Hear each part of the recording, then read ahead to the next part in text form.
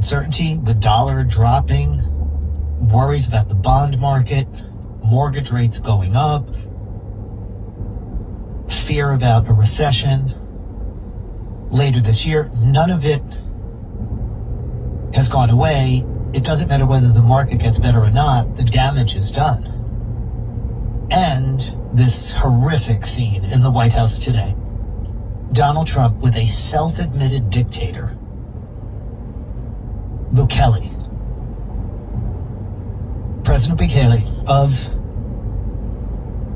El Salvador, saying he won't return Kilmar Abrego Garcia, the man wrongly deported to El Salvador, that the Supreme Court told the Trump administration they had to facilitate the return of.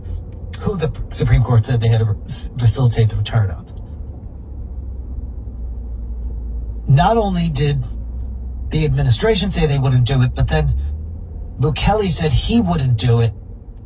And the administration is pointing to him, well, we can't do it because he won't do it. While he's right in the White House and he's getting all this influence from Donald Trump.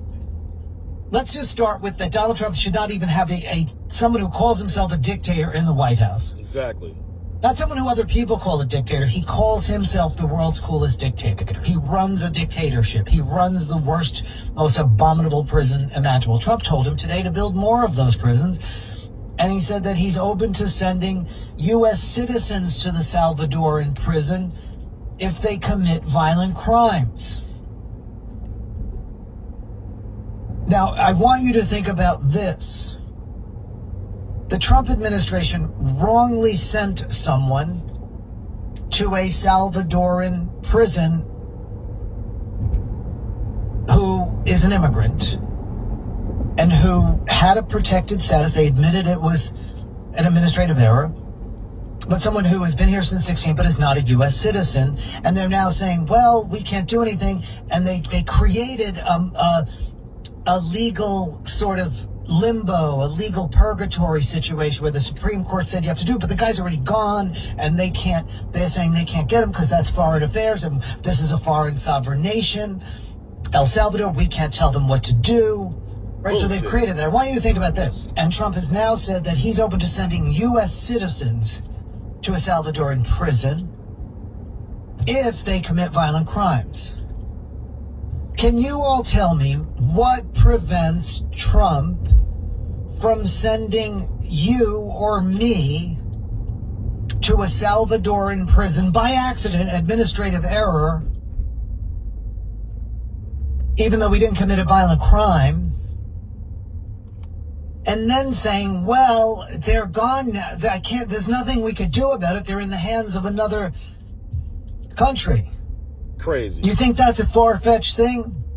Do you think that's far-fetched?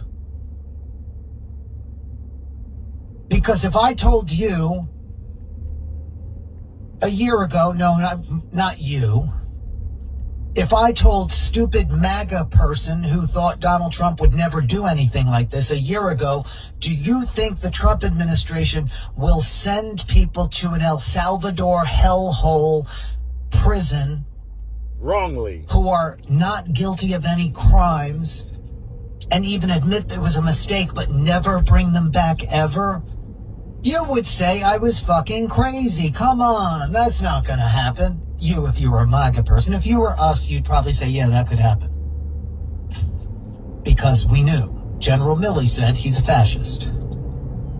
So, is it a stretch for me to ask you, what prevents them from picking up any one of us by accident? Do you know that